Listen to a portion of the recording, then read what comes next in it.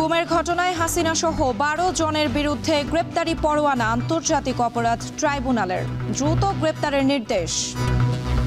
যতটুকু সময়ের প্রয়োজন সুষ্ঠু এবং নিরপেক্ষ তদন্ত করে প্রকৃত পারপিট্রেটরদেরকে আইডেন্টিফাই করতে ততটুকু সময় আমরা নেব। রোহিঙ্গাদের কারণে পাসপোর্ট নিতে এখনই বাদ যাচ্ছে না পুলিশ ভেরিফিকেশন, জানালেন স্বরাষ্ট্র উপদেষ্টা। এ নিয়ে কাজ করছে সংস্কার কমিশন। আমদানিতে শুল্ক প্রত্যাহারের পরেও বাড়ছে চালের দাম, ছাড়ে পাওয়া অর্থে পকেট ভারীর অভিযোগ। কম্পিটিশন করে যখন ধান কিনতে যায় অটোমেটিক ধানের বাজারটা বাড়ে, তো ধানের বাজার যখন বাড়ে চালের বাজারটা বাড়ে। ১,০০০ টাকা মন কিনলো, আর হচ্ছে গ্রুপ অফ কোম্পানিজগুলো করে কি ১২০০ টাকা মন কিনে। কেন কিনে তারা? এবং বিপিএলে অবহেলিত দেশি ক্রিকেটাররা, বিদেশি লিগে গুরুত্ব পেলেও একাদশে জায়গা মিলছে না রিশাদ সাব্বিরদের।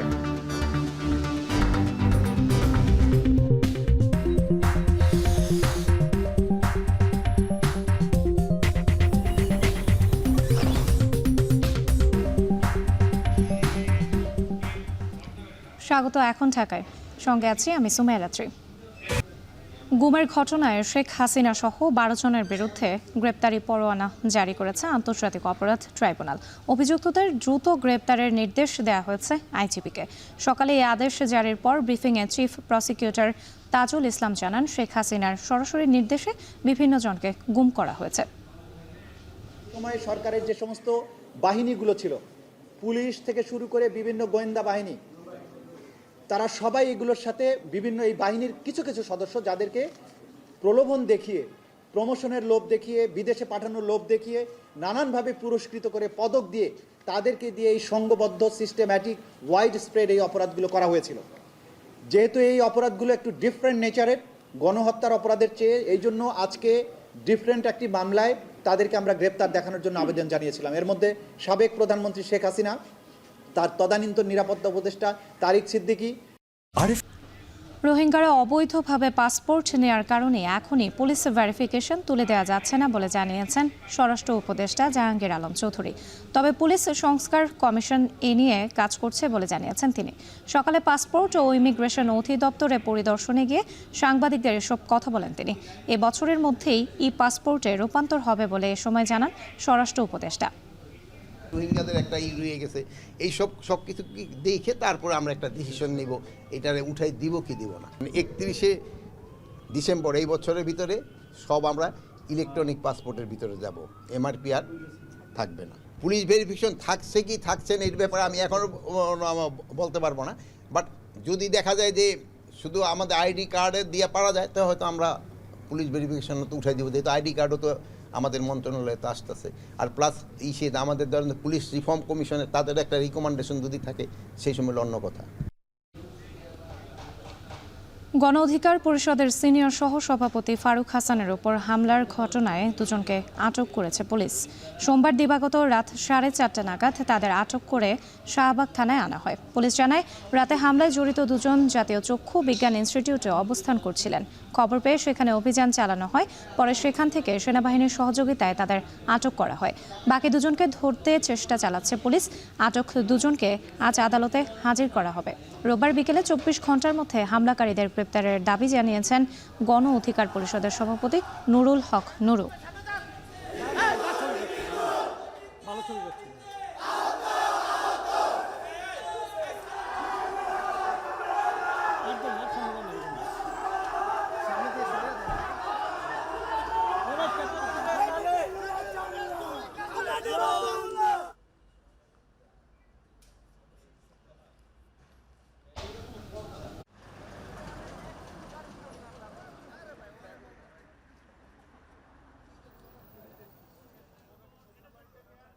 আইসে মানে মামাকে এখন উঠে আমরা কি সামনে যাব? না না না না না না না না না না এখানে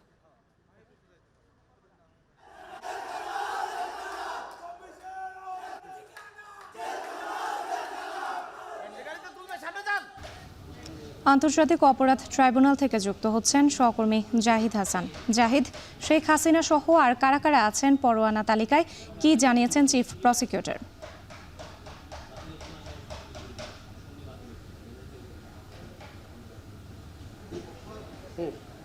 ওকে ওকে হ্যাঁ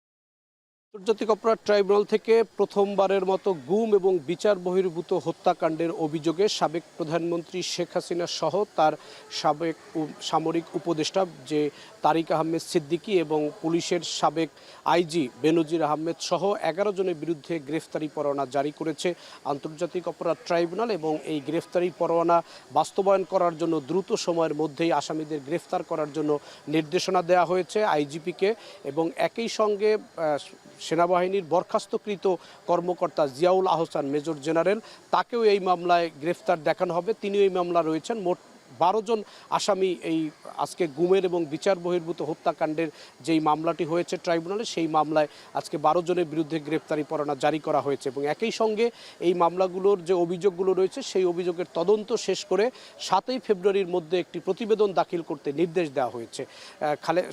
শেখ হাসিনার বিরুদ্ধে এর আগেও গণহত্যার অভিযোগে গ্রেফতারি পরোয়ানা জারি করা হয়েছে এবং দ্বিতীয় আরেকটি মামলায় আজকে শেখ হাসিনার বিরুদ্ধে গ্রেফতারি পরোয়ানা জারি করা হলো।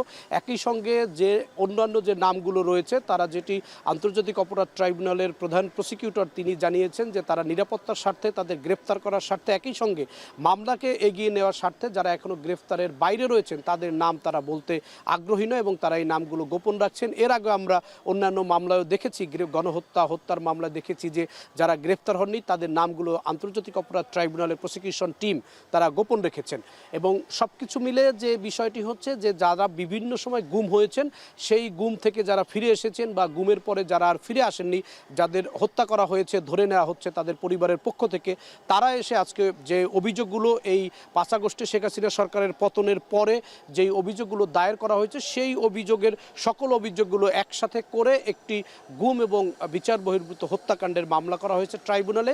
সেই মামলার বিষয়ে আজকে শুনানি হলো। শুনানি শেষে ট্রাইব্যুনাল থেকে আদেশ দেওয়া হলো। একই সঙ্গে প্রধান প্রসিকিউটর যিনি জানিয়েছেন যে তারা 2025 সালকে এই আওয়ামী লীগ সরকারের 15 বছরে যেই হত্যা গণহত্যা গুম বিচার বহির্ভূত হত্যাকাণ্ড একই সঙ্গে যে মানবতা বিরোধী অপরাধগুলো হয়েছে নানান রকমের যে অভিযোগগুলো রয়েছে পিলখানা হত্যাকাণ্ড থেকে শুরু করে শাপলা চত্বরের যেই হত্যাকাণ্ড রয়েছে এই মামলাগুলোর বিচার শেষ করার একটি উদ্দেশ্য এবং লক্ষ্যমাত্রা তাদের রয়েছে এই 25 সালকে কেন্দ্র করে। তবে একই সঙ্গে তারা বলছেন যে তারা কোনো মামলার বিচার কাজ শেষ করতে গিয়ে তাড়াহুড়া বা জোর জবস্ত করা বা আইন যাতে ভেঙে যায় আইনের নিয়ম যাতে বরখেলাপ হয় এরকম কোনো কাজ তারা করবেন না। তারা আইনের মধ্য থেকে এবং আন্তর্জাতিক মান যে বজায় রেখে এবং সবার কাছে যে বিচারটি গ্রহণযোগ্য হয় সেই বিচার করার জন্য তাদের যে টিমগুলো রয়েছে তারা প্রসিকিউশন টিম তারা কাজ করছেন। তবে তারা চেষ্টা করছেন যে অল্প সময়ের মধ্যেই যাতে এই মামলাগুলোর বিচার কাজকে তারা এগিয়ে নিতে পারেন এবং এই দ্বিতীয়বারে গ্রেফতারি পরোয়ানা এবং গুমের মামলায় প্রথম আজকে গ্রেফতারি পরোয়ানা ট্রাইব্যুনাল থেকে জারি করা হয়েছে। রাত্রি আন্তর্জাতিক অপরাধ ট্রাইব্যুনাল থেকে যুক্ত ছিলেন জাহিদ হাসান। দেশের চাহিদার তুলনায় চাল উৎপাদন বেশি হচ্ছে। এরপরেও ব্যবসায়ীদের দাবির প্রেক্ষিতে 2 দফায় চাল আমদানিতে শুল্ক প্রত্যাহার করেছে এনবিআর। তবুও ডিসেম্বরে সরু চাল কেজিতে 8 থেকে 10 টাকা বেড়ে 80 টাকা ছাড়িয়েছে। বেড়েছে মোটা চালের দামও। এজন্য কর্পোরেট কোম্পানিকে দুষছেন খুচরা ও পাইকারি ব্যবসায়ীরা। বিস্তারিত জানাচ্ছেন মাছার মাহবুব। ক্ষমতা গ্রহণের পর বাজার নিয়ন্ত্রণে চাল আমদানিতে 2 দফা পুরোপুরি রাজস্ব ছাড় দিয়েছে অন্তর্বর্তী সরকার। এনবিআর বলছে এতে প্রতি কেজি আমদানিকৃত চাল থেকে 25 টাকা রাজস্ব হারাবে সরকার, যদিও এ ছাড়ে কোনো পরিবর্তন নেই বাজারে। গত 25 অক্টোবর 20% শুল্ক কমিয়ে প্রতি কেজি চালে 14.5 টাকা রাজস্ব ছাড় দেয় এনবিআর। এরপর 1 নভেম্বর সব ধরনের শুল্ক প্রত্যাহার করে দাম কমানো হয় আরও 9.5 টাকা। পরবর্তীতে 4 নভেম্বর সরকারিভাবে 5,87,000 টন চাল আমদানির অনুমতি দেয় খাদ্য মন্ত্রণালয়। এ পরিমাণ চাল আমদানি হলে সরকারকে রাজস্ব হারাতে হবে 1,000 কোটি টাকার বেশি। তবে এরপরেও প্রতি কেজি চালের দাম বেড়েছে 8 থেকে 10 টাকা পর্যন্ত। রাজধানীর কাউরান বাজার ও মোহাম্মদপুর সহ বেশ কয়েকটি বাজার ঘুরে দেখা গেছে ডিসেম্বরের কয়েক সপ্তাহে প্রতি বস্তা সরু চালে দাম বেড়েছে 200 থেকে 250 টাকা, যাতে খুচরা পর্যায়ে কেজিতে 8 থেকে 10 টাকা বেড়ে দাম ছাড়িয়েছে 80 টাকা। মোটা চালের দামও সর্বনিম্ন 60 টাকা। আমদানি না করলেও দাম নিয়ন্ত্রণ সম্ভব জানিয়ে খুচরা ব্যবসায়ীরা দায় দিচ্ছেন কর্পোরেট কোম্পানির ঘাড়ে। একজোট হয়ে ওরা সবাই এখন মানে বৈশা দাম নির্ধারণ করে যে আমরা এই রেটে মাল ছাড়বো। 1000 টাকা মন কিনলো, আর হচ্ছে গ্রুপ অফ কোম্পানিজগুলো করে কি 1200 টাকা মন কিনে। কেন কিনে তারা? তাদের হচ্ছে লিকুইডিটির অভাব নাই। বড় বড় কোম্পানির চাপ দিলে আর সরকার যদি চাল কিছু আমদানি করে অবশ্যই চালের দাম কমে যাবে। বিবিএস বলছে দেশে 3.5 কোটি টনের কিছু বেশি চাহিদার বিপরীতে চলতি বছর চালের উৎপাদন 4 কোটি টন ছাড়িয়েছে। এর মধ্যে খাদ্য মন্ত্রণালয়ের তথ্যমতে বন্যায় 11,000 টন নষ্ট হলেও উৎপাদন চাহিদার তুলনায় বেশি। এরপরেও বাজার নিয়ন্ত্রণে আমদানির অনুমোদন দিয়েছে সরকার। রাজধানীর গুদাম মালিকরা বলছেন ধানের দাম বৃদ্ধি আর কর্পোরেট কোম্পানিগুলোর প্রতিযোগিতায় ঊর্ধ্বমুখী চালের বাজার। অপরদিকে দেশের তুলনায় খরচ বেশি পড়ায় ভারতের চাল আমদানিতে আগ্রহী নন ব্যবসায়ীরা। তখন কম্পিটিশন করে যখন ধান কিনতে যায় অটোমেটিক ধানের বাজারটা বাড়ে। তো ধানের বাজার যখন বাড়ে চালের বাজারটা বাড়ে। যেগুলো কর্পোরেট আছে অনেকগুলি কোম্পানি, বাংলাদেশে যত বড় বড় কোম্পানি তাদের মার্কেট আছে, যাদের অটো রাইস মিল আছে তাদেরও আপনার কম্পিটিশন দিয়ে ধান কিনে। যে ইন্ডিয়া থেকে বা অন্যান্য দেশের থেকে মাল নিয়ে আসলে সেই তুলনায় আমাদের চালের বাজারটা আরও কম বিনিময়ে। এদিকে এনবিআর 5 লাখ টনের বেশি চাল আমদানির অনুমোদন দিলেও আমদানি হয়েছে মাত্র 11,000 টন। শুল্ক কমানোর পরও কেন এই আগ্রহ?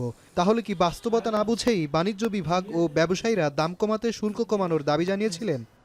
তারা কিন্তু এক্সামশনটা এনবিআরকে দিতে বলছে। এনবিআর এক্সামশনটা দিয়ে দিছে, এটা কিন্তু ব্যবসায়ীদের চাওয়ার আগেই দিছে। এবং তখন এটা এক্সামশন দিতে দিতে আন্তর্জাতিক বাজারে বিশেষ করে ভারত সহ আমরা যেগুলো যে জায়গা থেকে নিয়ে আসি সেগুলো জায়গায় চালের দাম তারা বাড়িয়ে ফেলছে।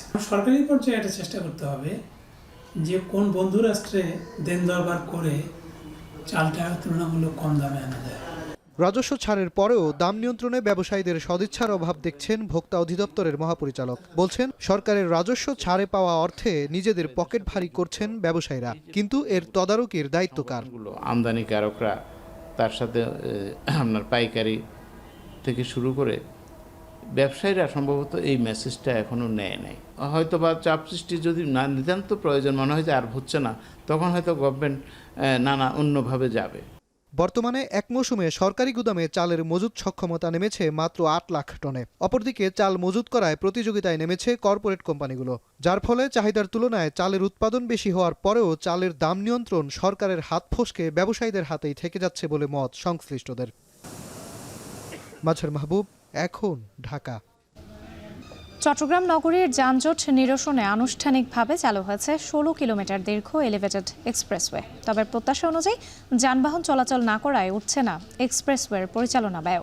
আরও জানাতে যুক্ত হয়েছেন কাজী মাহফুজ, এই যে আনুষ্ঠানিকভাবে চালু হয়েছে 16 কিলোমিটার দীর্ঘ এলিভেটেড এক্সপ্রেসওয়ে, প্রতিদিন কি পরিমাণে যানবাহন চলাচল করছে আর এতে কত টাকা টোল আদায় হচ্ছে?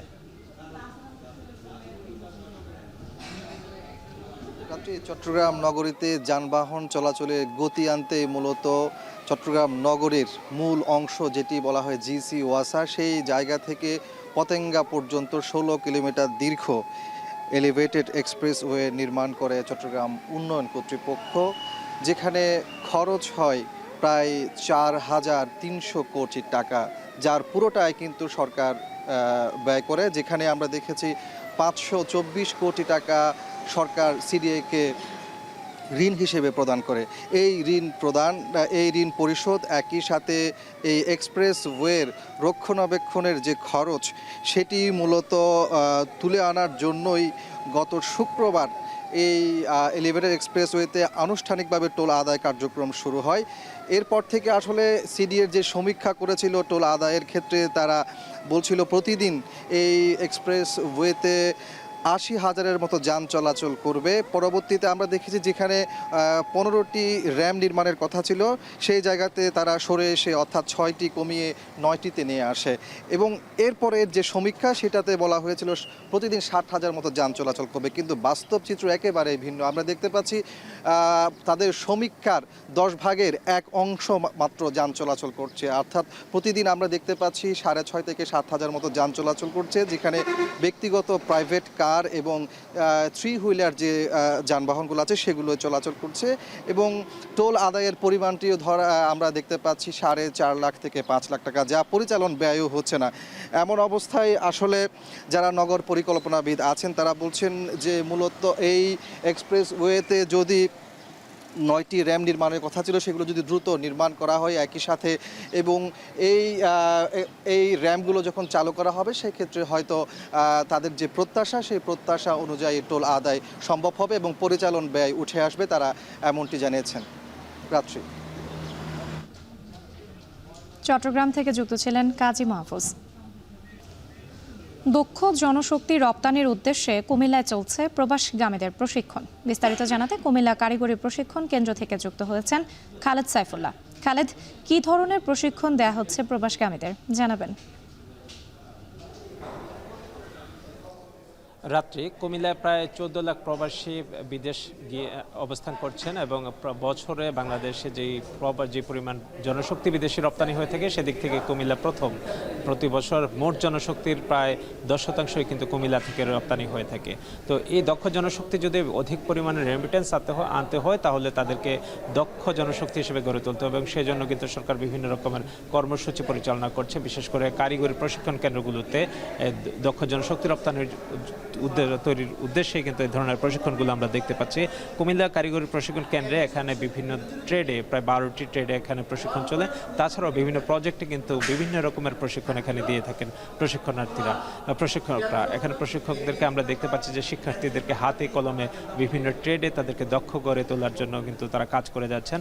এবং সবচেয়ে মজার বিষয় যে এখানে প্রতিজন শিক্ষার্থীর ভর্তি ফি মাত্র 12 টাকা এবং 3 মাসের কোর্স ফি হচ্ছে 12 টাকা করে 36 টাকা, অর্থাৎ 48 টাকায় একজন বেকার একজন বিদেশগামী শিক্ষার্থী কিন্তু এখান থেকে প্রশিক্ষণ গ্রহণ করতে পারে এবং তাদেরকে প্রতিদিন প্রায় 150 টাকা করে খাবারের জন্য দেওয়া হয়। অর্থাৎ সে এখানে 3 মাসের প্রশিক্ষণ শেষে প্রায় 9,000 টাকার মতো কিন্তু সরকার থেকে পেয়ে থাকেন। অর্থাৎ খুবই নামমাত্র মূল্যেই তাদেরকে এই প্রশিক্ষণ দেওয়া হচ্ছে এবং এখান থেকে বিদেশ যাওয়ার যে প্রবণতা সেটা প্রশিক্ষণে অংশগ্রহণকারীদের মধ্যে প্রায় 6 মাসের মধ্যে 15% কিন্তু বিদেশ গিয়ে থাকেন বলে আমরা এখানে যারা কর্মরত আছেন তারা জানিয়েছেন। এখানকার অধ্যক্ষ জানিয়েছে যে বছরে প্রায় 2,500 প্রশিক্ষণার্থী এখানে প্রশিক্ষণ গ্রহণ করে থাকেন। তাছাড়া বিদেশে যারা গিয়ে থাকেন তাদের যে প্রি ডিপার্চার ওরিয়েন্টেশন যে কোর্স সেটিতে অংশগ্রহণ করেছেন গত বছরে প্রায় 34,000 জন। তো এভাবে কিন্তু কুমিল্লায় যে রেমিটেন্সের প্রবাহ আমরা দেখতে পাচ্ছি, দেশের অন্যতম শীর্ষ রেমিটেন্স অর্জনকারী জেলা কুমিল্লা, সেটিকে যদি আরও বাড়ানো যায় এবং দেশের অর্থনীতিতে প্রবৃদ্ধি আনার জন্য রেমিটেন্সের যে গুরুত্বপূর্ণ ভূমিকা সেটিকে লক্ষ্য রেখেই কিন্তু এই ধরনের প্রশিক্ষণগুলো দেয়া হচ্ছে। অর্থাৎ জনশক্তি যত বেশি প্রশিক্ষিত হবে এবং দক্ষ হবে তার উপার্জন তত বেশি হবে এবং সার্বিকভাবে এটি কিন্তু দেশের জন্য, দেশের অর্থনীতির জন্য খুব ইতিবাচক।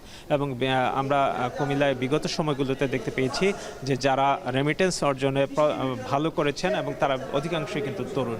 তো কুমিল্লায় এই ধরনের প্রশিক্ষণগুলো থেকে প্রশিক্ষণ নিয়ে কুমিল্লা টিটিসি থেকে তারা বিভিন্ন দেশে ছড়িয়ে পড়ছে। হাউসকিপিং, ভাষা শিক্ষা সহ নানা রকম প্রশিক্ষণ করছে, শিক্ষার্থীরা অংশগ্রহণ করছে। কুমিল্লায় চলছে প্রবাসগামীদের প্রশিক্ষণ, এ নিয়ে বিস্তারিত জানাতে যুক্ত ছিলেন খালেদ সাইফুল্লাহ। ফেনীতে 562 কোটি টাকা ব্যয়ে মুহুরী সেচ ব্যবস্থাপনা উন্নয়ন প্রকল্প বাস্তবায়ন হলেও সুফল পাচ্ছে না কৃষক। প্রকল্পের আওতায় ভূগর্ভস্থ পাইপলাইনের মাধ্যমে জমিতে দেওয়া হয় সেচের পানি, আর প্রিপেইড মিটার ব্যবস্থায় মূল্য পরিশোধ করতে হয় কৃষকদের। তাদের অভিযোগ, আগের চেয়ে এই পদ্ধতিতে বেড়েছে খরচ, যদিও এ বিষয়ে সদুত্তর দিতে পারেনি কর্তৃপক্ষ। বিস্তারিত সুলেমান জালিমের প্রতিবেদনে। গত বছর আগস্টে বন্যায় ফসলের মাঠে বুক পরিমাণ পানি থাকলেও এখন শুকিয়ে জৌচির। পানির অভাবে ফসল আবাদ করতে পারছেন না কৃষক। শীতের এমন দুরবস্থা নিরসনে এডিবির 562 কোটি 69 লাখ টাকা অর্থায়নে বিগত সরকার বাস্তবায়ন করেছিল মুহুরী সেচ ব্যবস্থাপনা উন্নয়ন প্রকল্প। কথা ছিল বৈদ্যুতিক পাম্পের সাহায্যে ভূগর্ভস্থ পাইপলাইনের মাধ্যমে খাল থেকে জমিতে সেচের পানি সরবরাহ করা হবে। এতে কৃষকের খরচ হবে কম। কিন্তু মাঠে গিয়ে দেখা যায় উল্টো চিত্র। অবকাঠামোর অস্তিত্ব ঠিক থাকলেও পানির সরবরাহের অধিকাংশ পাম্প বসানো পয়েন্ট অকেজো। কোথাও নেই বৈদ্যুতিক ট্রান্সমিটার, আবার কোথাও নেই মিটার। কারণ নাই, অমুক নাই, সমুক নাই, মোটর নষ্ট কিছু এরকম নানা রকম ইয়া করিয়া আমরা ঠিক মতো পানিটা দেয় না। পানিলে পানির পাবে আনটা বা রোয়ার উচারিয়েন না, যে সারাটা বাধা খাইলে পানি দিবে চাইবে, এটাতে বিরক্তজনক, এই কারণে মানুষ যাইতেছে না। যদি চালু করে দে সবাই রোয়ার হইয়া স্থানীয় কৃষকদের অভিযোগ, এই প্রকল্পে হয়েছে সাগর চুরি। কৃষকের স্বার্থের কথা বললেও হয়েছে উল্টো। তেলের পাম্পে সেচ দিলে যে খরচ হতো প্রিপেইড মিটার ব্যবস্থায় খরচ তার চেয়ে বেশি। 1000 টাকা দিয়ে যে পানিটা পাই, তখন আমরা এর থেকে ডাবল পাইতাম 1000 টাকা দিয়ে পানিটা। তো আমাদেরকে এত হাজার কোটি টাকা খরচ করে সরকার দিল, এটা আমাদের কি প্রয়োজন আসতেছে? কোনো কাজে আসতেছে না আমাদের। পানি ব্যবস্থাপনা ফেডারেশন বলছে কৃষক এই প্রকল্পের সুফল পাচ্ছে না। 800-র অধিক পাম্পের বেশিরভাগ অকেজো। কৃষি কর্মকর্তারা বলছেন দ্রুত সেচ ব্যবস্থা সচল করতে না পারলে প্রভাব পড়বে আবাদে। 200-250 পাম্প হয়েছে কিনা, যা হয়েছে এখনো পর্যন্ত সচল না, সবগুলো সচল না। মোটামুটি কৃষক এর থেকে অদ্যাবধি কোনো বেনিফিট পাচ্ছে না। সবগুলো এরিয়াতে বীজ বিতরণ করেছি এবং কৃষক আগ্রহী ধান লাগানোর জন্য, কিন্তু যথাসময়ে সেচের ব্যবস্থা হচ্ছে না, এই জন্য বিষয়টা অনিশ্চয়তার মধ্যে পড়ে গেছে। পানি উন্নয়ন বোর্ড বলছে চলতি বছরের আগস্ট সহ কয়েক দফার বন্যায় ব্যাপক ক্ষতির সম্মুখীন হয়েছে প্রকল্পটি। পুনরায় যন্ত্রপাতি মেরামত করে সেচের আওতায় আনার কাজ চলছে। মাঠ পর্যায়ে আমাদের মেরামত কার্যক্রম চলমান রয়েছে। ইতিমধ্যে আমরা প্রায় 100টি স্কিমটি সচল করতে সক্ষম হয়েছি। আরও প্রায় 250টি স্কিমে আমাদের কার্যক্রম চলমান রয়েছে। আমরা খুব দ্রুত আমাদের কার্যক্রম শেষ করার চেষ্টা করছি। 2015-16 অর্থ বছরে ফেনীতে মুহুরী সেচ ব্যবস্থাপনা উন্নয়ন প্রকল্পের কাজ শুরু হয়, শেষ হয় 2024-এর জুনে। ফেনীর 5টি উপজেলা ও চট্টগ্রামের মিরসরাই উপজেলার 18,000 হেক্টর জমিতে সেচ দেওয়ার লক্ষ্যমাত্রা ছিল। 534 কিলোমিটার দৈর্ঘ্যের ভূগর্ভস্থ পাইপলাইনের মাত্র 130টি পাম্প বসানোর পয়েন্ট চালু রয়েছে। এখন ফেনী। চলে গেলেন খ্যাতিমান ও বর্ষিয়ান অভিনেতা প্রবীর মিত্র। রোববার রাত 10:30টায় রাজধানীর একটি বেসরকারি হাসপাতালে চিকিৎসাধীন অবস্থায় তার মৃত্যু হয়।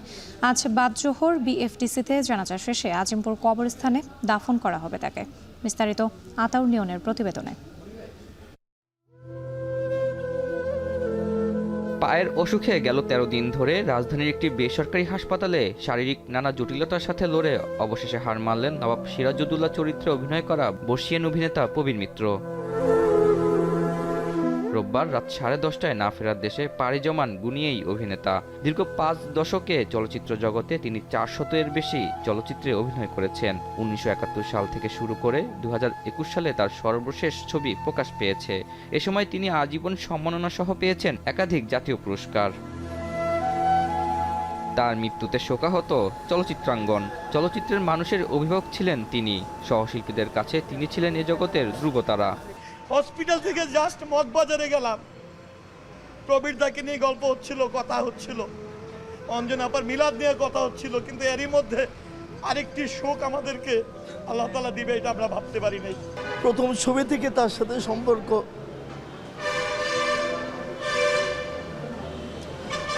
হাতে পায়ে ধরে অভিনয় ভুল হতো সেটাই শিখিয়েছেন। চলচ্চিত্র শিল্পী সমিতির উদ্যোগে বাদজোহর বিএফডিসিতে হবে প্রবীর মিত্রের জানাজা। এরপর অন্যান্য আনুষ্ঠানিকতা শেষে আজিমপুর কবরস্থানে তাকে দাফন করা হবে। ওনার নামাজে জানাজা এফডিসির মসজিদে অনুষ্ঠিত হবে, আর বাদজোহর অনুষ্ঠিত হবে, এবং ওখান থেকে আমরা চ্যানেল আইতে একটা বোধহয় অনুষ্ঠান হবে, ওখান থেকে তারপরে আমরা আজিমপুর কবরস্থানে ওনাকে দাফন করব। বর্ষিয়ান এই অভিনেতার মৃত্যুতে যে স্থান শূন্য হয়েছে তা কখনোই পূরণ হবার নয় বলছেন শুভাকাঙ্ক্ষীরা। আতাউর নিয়ন, এখন, ঢাকা। স্মরণকালের ভয়াবহ প্রাকৃতিক দুর্যোগের কবলে যুক্তরাজ্য ও যুক্তরাষ্ট্র। বৈরী আবহাওয়ায় তুষারপাতের সঙ্গে তীব্র তুষারঝড় ও ভারী বৃষ্টিপাতের ঝুঁকিতে দেশ দুটি। ইতিমধ্যে টানা তুষারপাতে বন্ধ হয়ে গেছে দুই দেশের বেশ কিছু বিমানবন্দরের কার্যক্রম। যুক্তরাষ্ট্রের বেশ কয়েকটি অঙ্গরাজ্যে এরই মধ্যে জারি করা হয়েছে জরুরি অবস্থা। বিস্তারিত জানাচ্ছেন তানভীর জনি। তীব্র শীতে কাঁপছে যুক্তরাষ্ট্রের বেশ কিছু অঞ্চল। আবহাওয়াবিদরা বলছেন চলতি দশকের সবচেয়ে ভয়াবহ তুষারঝড় ও বৈরী আবহাওয়ার কবলে পড়তে যাচ্ছে দেশটির 7 কোটিরও বেশি বাসিন্দা। 2011 সালের পর যুক্তরাষ্ট্রের সবচেয়ে শীতলতম মাস হতে যাচ্ছে জানুয়ারি। এরই মধ্যে কেন্টাকি, মিসৌরি, মিসিসিপি, ফ্লোরিডা ও ভার্জিনিয়া সহ বেশ কয়েকটি অঙ্গরাজ্যে জারি করা হয়েছে জরুরি অবস্থা। প্রচণ্ড ঠান্ডার মধ্যে বৃষ্টি ও ভারী তুষারঝড়ে থমকে আছে জনজীবন। কানসাস ও ইন্ডিয়ানার কিছু অংশে 8 ইঞ্চি এবং ভার্জিনিয়ায় 12 ইঞ্চি পর্যন্ত তুষারপাতের পূর্বাভাস দেয়া হয়েছে। বৈরী আবহাওয়ায় বাতিল হয়ে গেছে বহু ফ্লাইট। আবহাওয়াবিদদের মতে আর্কটিকের চারপাশে সঞ্চালিত ঠান্ডা বাতাস ক্রমেই পূর্ব দিকে অগ্রসর হচ্ছে। এতে কয়েক কোটি মার্কিন নাগরিক রেকর্ড নিম্ন তাপমাত্রার কবলে পড়বেন বলেও আশঙ্কা করা হয়। There's a number of warnings and advisories that are out right now for the Northwest. We've got winter storm warnings across the mountains of the Cascade Ranges. There's coastal flood advisories for the coast. There's high wind warnings. এদিকে যুক্তরাজ্য তাপমাত্রা বইছে হিমাঙ্কের নিচে। তীব্র তুষারপাতে মধ্য ও উত্তর ইংল্যান্ডের পাশাপাশি ওয়েলস জুড়ে সতর্কতা জারি করা হয়েছে। বেশ কিছু অঞ্চলে বরফ গলে দেখা দিয়েছে বন্যা। রাস্তায় বরফ জমে ব্যাহত হচ্ছে যানবাহনের চলাচল। ভারী তুষারপাতে ম্যানচেস্টার ও লিভারপুল বিমানবন্দরের রানওয়ে বন্ধ করে দেয়া হয়। তুষারপাতের কারণে ফ্লাইট ওঠানামা করতে পারছে না। উত্তর ইংল্যান্ডের কিছু অংশে 12 থেকে 15 ইঞ্চি পর্যন্ত তুষারপাত রেকর্ড করা হয়। বৃষ্টি ও তুষারপাতে বিপর্যয়ের মুখে পড়েছে চীন ও দক্ষিণ কোরিয়ার বাসিন্দারাও। চীনের উত্তর পূর্বাঞ্চলীয় ইনার মঙ্গোলিয়ার অন্তর্গত হুলুনবুইর শহরে তাপমাত্রা বইছে -40 ডিগ্রি সেলসিয়াসের নিচে। তীব্র ঠান্ডায় অনেকেই বাইরে বের হতে পারছেন না, ফলে থমকে গেছে জনজীবন। বিপাকে পড়েছেন স্থানীয় বাসিন্দারা। তানভীর জানি, এখন বিশ্ব। শেষ করছি এখন ঢাকা, তার আগে শিরোনামগুলো আরও একবার। গুমের ঘটনায় হাসিনা সহ 12 জনের বিরুদ্ধে গ্রেপ্তারি পরোয়ানা আন্তর্জাতিক অপরাধ ট্রাইব্যুনালের, দ্রুত গ্রেপ্তারের নির্দেশ। যেহেতু এই অপরাধগুলো একটু ডিফারেন্ট নেচারের, গণহত্যার অপরাধের চেয়ে, এই জন্য আজকে ডিফারেন্ট একটি মামলায় তাদেরকে আমরা গ্রেপ্তার দেখানোর জন্য আবেদন জানিয়েছিলাম। রোহিঙ্গাদের কারণ পাসপোর্ট নিতে এখনই বাদ যাচ্ছে না পুলিশ ভেরিফিকেশন, জানালেন স্বরাষ্ট্র উপদেষ্টা। এ নিয়ে কাজ করছে কমিশন। আমদানিতে শুল্ক প্রত্যাহারের পর বাড়ছে চালের দাম, ছাড়ে পাওয়া অর্থ পকেট ভারীর অভিযোগ। 1000 টাকা মন কিনলো, আর হচ্ছে গ্রুপ অফ কোম্পানিজগুলো করে কি 1200 টাকা মন কিনে। কেন কিনে তারা? কম্পিটিশন করে যখন ধান কিনতে যায় অটোমেটিক ধানের বাজারটা বাড়ে। তো ধানের বাজার যখন বাড়ে, চালের বাজারটা বাড়ে। এবং বিপিএলে অবহেলিত দেশি ক্রিকেটাররা বিদেশি লিগে গুরুত্ব পেলে একাদশে জায়গা মিলছে না রিশাদ সাব্বিরের।